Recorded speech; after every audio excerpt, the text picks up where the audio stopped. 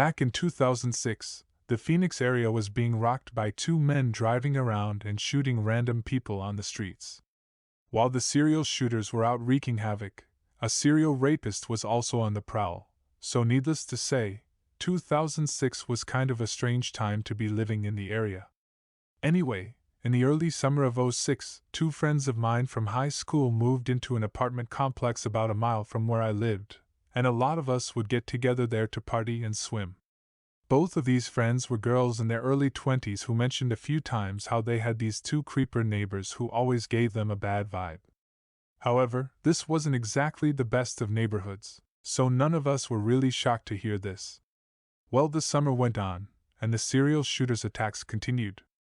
Once they started making their way towards the East Valley, my friends and I opted to stay indoors most nights, as a lot of people did. Unfortunately, another friend of ours from high school, Robin Blasnick, was walking over to her boyfriend's house and ended up being the last victim of the shooters.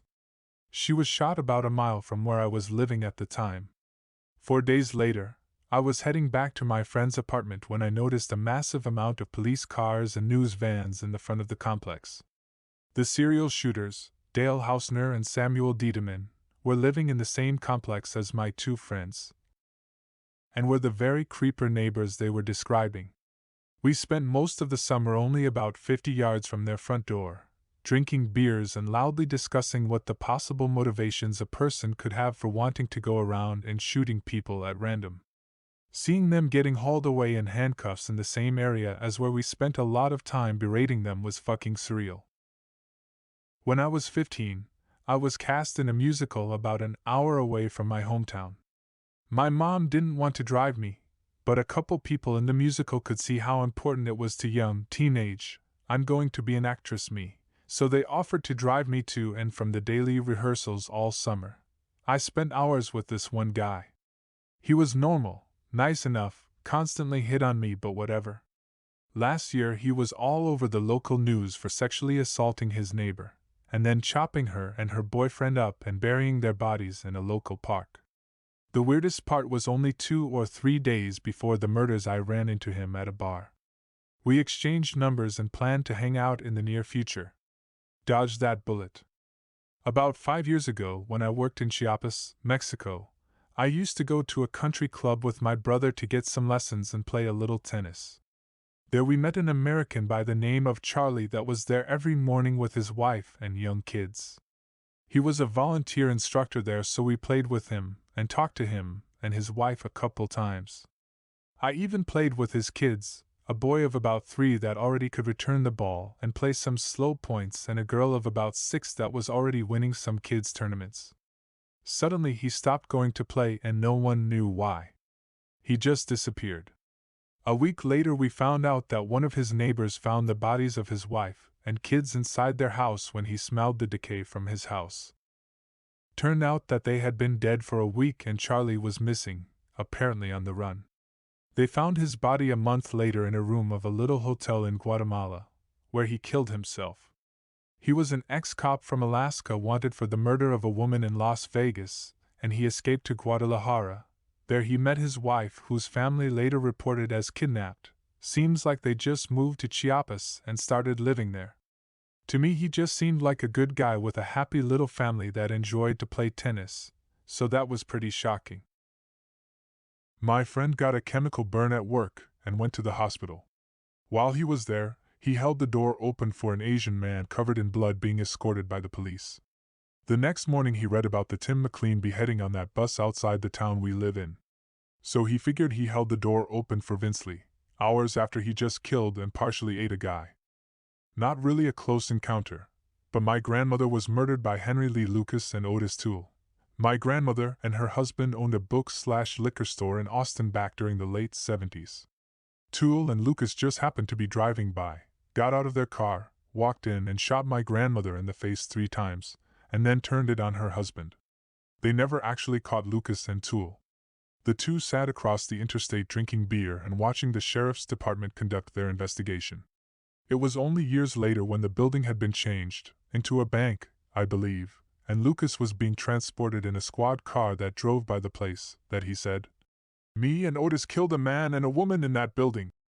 My father, who is now a hotshot attorney, was a cop for years, and he even agreed that they knew far too much about the case and about what happened inside that was never released.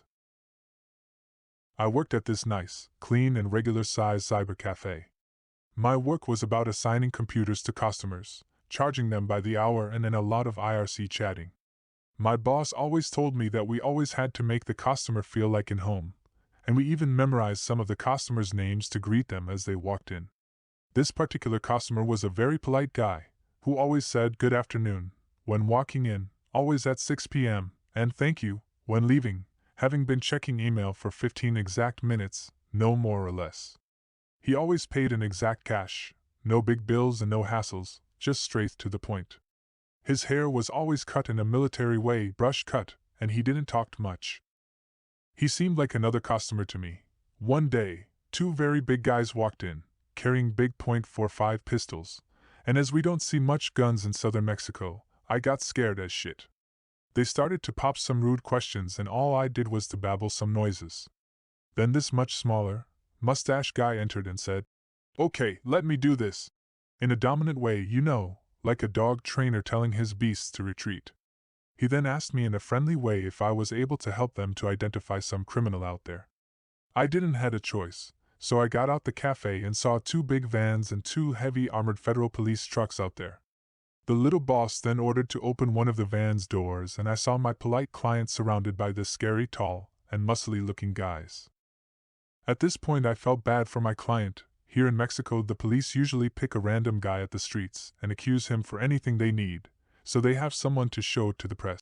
So I decided to help my customer and said, "I know this man. He's a loyal customer and a good person who always checks his email with us."